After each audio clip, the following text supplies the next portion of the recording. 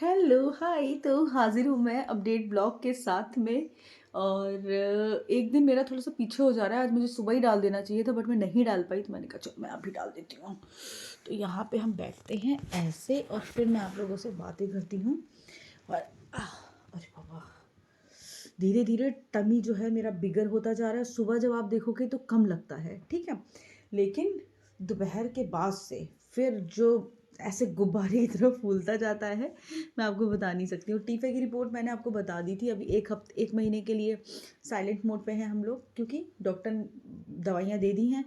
दवाइयाँ हैं सारी। अब एक महीने मुझे सिर्फ और सिर्फ दवाइयाँ खानी है, रेस्ट करना है, थोड़ा सा आराम करना है, और उसके अलावा कुछ ज़्यादा काम तो करना नहीं है मुझे, ठीक है। तो और अब अपनी बॉडी में चेंजेस की बात करूँ तो मुझे रात में भूख लगने लगी है। पता नहीं क्यों, अगर मैंने 10 बजे खाना खा लिया है तो मुझे 2 बजे की तरफ भूख लगेगी। रात की नींदें उड़ गई हैं। रात में वैसे ही मुझे नींद की बीमारी है, आपको पता ही है। आ गए लोग। हाँ, ये लोग पतंग लेके आ गए। गन्नू का मन था आज पतंग उड़ाने का, तो मैंने कहा मंगवा देती हूँ। तो रात की तो आपको पता ही, मेरे को वैसे ही बीमारी हो रखी है, मुझे नींद नहीं आती है, ठीक है। अब रात में नींद नहीं आती है, अब सुबह में ये हो गया है। हाँ बेटा, ऊपर जा रहे पैसा। हाँ हाँ जाओ। पैसा बच गया, अपने लिए कुछ ले लेते, रख लो रख लो। अरे रख लो, तुम लोग खुद कुछ ले लेते ना अपने लिए। हमने तो दिया ही था 50 रुपये तुमको। जाओ, गन्नू का ध्यान रखना बेटा बस। और उसे क्रॉक्स पहना के ले जाना, और उसका बंद लेके जाना, ऊपर खा लेगा, ठीक है। तो मैं कहाँ थी, हाँ। तो रात में मुझे इतनी ज़्यादा भूख लगती है, और सबसे बड़ी अब जो प्रॉब्लम आ गई है वो आ गई है आपको वॉशरूम की। भाई मेरे को वैसे ही बहुत शूशू आता है। मतलब मेरे का ये हाल है, मैं नॉर्मल भी रात में 2-3 बार उठ के जाती थी, ठीक है, इसीलिए मेरी नींद पूरी नहीं होती है।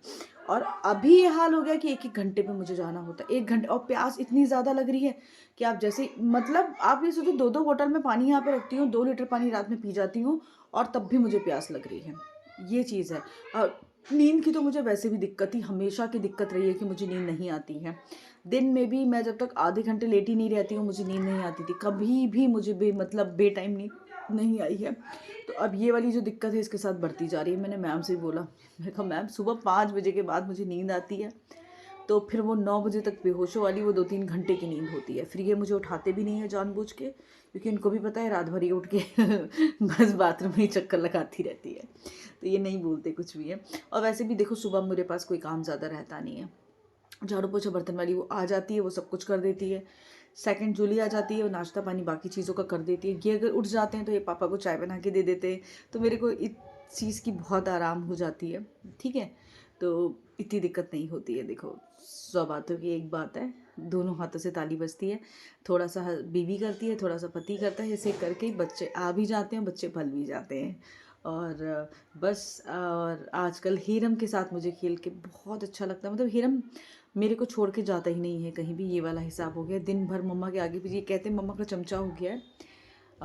कहीं ना कहीं देखो, वो अपने छोटा जो बेबी है उससे बहुत प्यार करता है।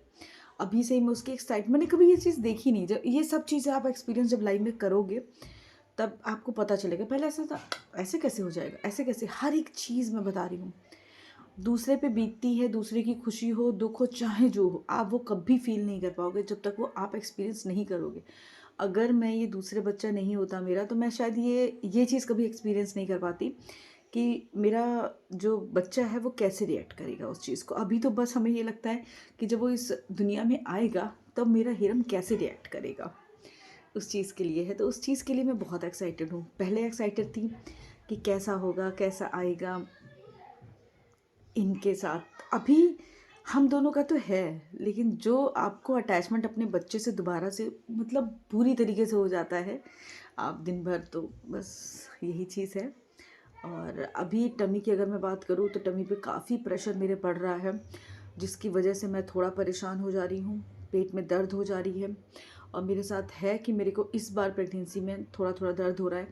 गन्नू के टाइम पे प्लेसेंटा का कोई प्रॉब्लम नहीं था, बट 7वें महीने के बाद से गन्नू के टाइम पे मुझे वो जो पेल्विक पेन होता था, मैंने शायद इसका वीडियो भी बनाया था उस टाइम पे, बहुत बुरा पेल्विक पेन होता था। और वो जो था वो मतलब बता नहीं सकती हूँ पेल्विक पेन कितना ज़्यादा होता था। पेल्विक पेन आपको तब होता है जब बच्चा आपको नीचे की तरफ से 7 महीने का बेबी हो गया, 8 महीने का, 7 महीने के बाद ये होता है कि बच्चा डिलीवर हो सकता है। तो 7वें महीने के बाद 7 महीने मतलब छठा महीना आपको पूरा हो जाएगा, फिर 7वें महीने की जो शुरुआत होती है तो आपके नीचे प्रेशर पड़ता है, जो आपकी पेल्विक की बोन्स होती हैं वो खुलना शुरू होती हैं, क्योंकि नॉर्मल डिलीवरी के लिए बॉडी अपने आप से ही प्रिपेयर करती है, जिसकी वजह से वो जो पेल्विक की आपकी बोन्स होती हैं ना, जो हिप्स के नीचे आपने पेल्विक वाली जो बोन्स हैं वो खुलती हैं, और जब वो खुलती हैं तो वो बहुत पेनफुल होता है, वो बहुत पेन होता है, बहुत मतलब लेडीज़ को नहीं होता है, कुछ को बहुत होता है। हीरम के टाइम पे मुझे बहुत ज़्यादा वो पेन होता था, वो मैंने देखा था। अब ये पेन ऐसा होता है कि कभी कभी कुछ ऐसा लगता है फंस गया है, हमेशा नहीं होता, मतलब 2 मिनट पेन होगा एकदम से, फिर मैं खड़ी होंगी कैसे तैसे अपना पेट एडजस्ट कर लूँगी, झुको इधर उधर करो तो अपने आप सही हो जाता है। ये कुछ ऐसा फील होता है कि कुछ फंस गया है। और अब जैसे कि इतनी देर बैठ गए ना तो इसकी इलास्टिक है या कुछ है, आपको टाइम टू टाइम सही करनी पड़ती है। अब जैसे मुझे सही करनी पड़ी है, एकदम से बहुत तेज़ से पेट में दर्द हो गया। अब मैं बात करती हूँ खुजली की, ठीक है। तो भाई साहब अब पेट में खुजली बहुत होने लगी है। अभी मैं देख रही हूँ 1 हफ्ता हुआ है तब से मेरे पेट में बहुत खुजली होने लगी है। ये चीज़ तो अच्छी, मैं थोड़ा सा दिखाती हूँ आपको। ये चीज़ तो बहुत अच्छी है कि स्ट्रेच मार्क्स नहीं है, मेरे स्ट्रेच मार्क्स नहीं होते हैं, आपको पता ही है। बट यार खुजली बहुत होने लगी है। खुजली की वजह से स्ट्रेच मार्क्स बहुत सारे लोगों को पड़ते हैं, तो भाई खसखस वाली खुजली बिल्कुल भी नहीं करो, नॉर्मल वाली खुजली करो। और सर्दियां हैं मेरे ख्याल से इसलिए और खुजली हल्की सी होने लगती है। सर्दियों में तो वैसे भी शरीर में कहीं ना कहीं गर्माहट ज़्यादा होती है, कुछ होती खुजली हो जाती है। तो नहाने के बाद मेरी अब आदत हो गई है, सरसों का तेल में बहुत अच्छे से जो पका के रखा गया है, हीरम के लिए जो पकाया है मैंने, जिसमें मैंने सरसों मतलब तेल में लहसुन और अजवाइन और मेथी ये सब डाल के रखा है ना, वही मैं नहाने के बाद लगा रही हूँ। आजकल मैं कुछ भी नहीं लगा रही हूँ। और सरसों का तेल लगाने से देखो एक चीज़ और होती है, अब सर्दी की प्रेगनेंसी है मेरी, गन्नू तो गर्मी वाली प्रेगनेंसी में आए थे। सर्दी में आपको खांसी जुकाम से बहुत बचना है। अभी अगर इस टाइम पे खांसी जुकाम हो गया, आपको पता है खांसी जब आती है ना पेट से आती है और बहुत परेशानी होती है। खांसी से बचना बहुत ज़्यादा ज़रूरी है। तो उसके लिए देखो, मेरा तो गन्नू है, ठीक है, मेरा तो एक बेटा है, तो मतलब एक बच्चा है, तो आप क्या कर सकते हो, तेल हम उसके दिन में 2 बार तेल लगाते हैं, तो आपकी हथेलियों में तेल उतना लग जाता है जो आपकी बॉडी को काफ़ी गर्म करके रखता है। और अगर आपकी पहली प्रेगनेंसी है, तेल बना के रख लो, हाथ पैरों तलवों में सब जगह वो तेल से मालिश करो। छोड़ दो नारियल तेल, बिल्कुल छोड़ दो। लोशन वोशन बाद में लगाना, अभी तेल से मालिश करो, जिससे आपका शरीर गर्म रहेगा और आपको सर्दी नहीं लगेगी। और सर्दी नहीं लगेगी तो अभी देखो, मैं ये नहीं कह सकती मुझे जुकाम नहीं होगा, लेकिन हम जितना बचना चाहें उतना बच सकते हैं। बस यही चीज़ है, जितना बच पाएंगे उतना बच लेंगे। मैं ये तो गारंटी नहीं लूँगी मुझे इसके बाद जुकाम ही नहीं होगा, मे भी हो सकता है, बट ये बचने के तरीके हैं। मैं लगा लेती हूँ पेट में, बहुत अच्छे से वाला तेल लगाती हूँ, क्योंकि पेट आपका बहुत ड्राई हो जाता है। और सरसों के तेल में बहुत सारी अच्छी चीज़ें हैं। मुझे ऐसा लग रहा है कि सरसों का तेल लगा के मुझे इचीनेस वगैरह कम होती है। और नारियल तेल थोड़ा सा ठंडा करता है, इसलिए मैं नहीं लगा रही हूँ आजकल। और नारियल तेल सरसों का तेल ज़्यादा देर तक टिकता है, मुझे ऐसा फील होता है, तो वो लगा रही हूँ, मुझे बहुत आराम मिल रही है।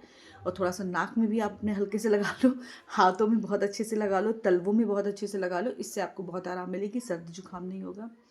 और बाकी मैं आप लोगों को क्या बताऊँ, आज मेरा हाफ एन हाफ हो गया है। जैसे कि आप देखोगे, आई थिंक कल हो गया था शायद 140 280, यानी पूरी मैंने हाफ जर्नी जो है वो अपनी कंप्लीट कर ली है। हाफ जर्नी जो 140 डेज़ की है वो मेरी बची हुई है, 140 डेज़ की जर्नी।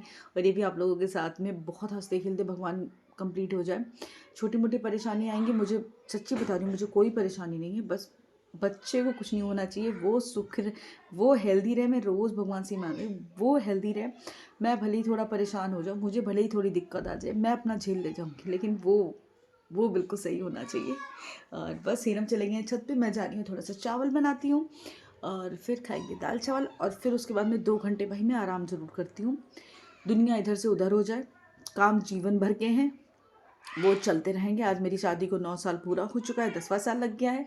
सेम काम, सेम ड्रामे, सेम नौटंकी वो घर की चलती रहती है, ठीक है। तो इसलिए भाई 2 घंटे, ये भी मेरे को बहुत डांटते हैं कि तुम 2 घंटे आराम ज़रूरी है तुम्हें। अभी जैसे ऐसे उठो ना, बहुत तेज़ दर्द होती है पेट में, और जिसको बताना बहुत मुश्किल होता है। ये था मेरा अपडेट वीडियो, आई होप आपको अच्छा लगा। आज मैंने पानी भी नहीं पिया है, मैं जा रही हूँ अपना पाउच पीने के लिए। पाउच पीऊँगी, उसके बाद में चावल डालूँगी, उसके बाद में फिर कुछ और काम करूँगी। Bye, take care.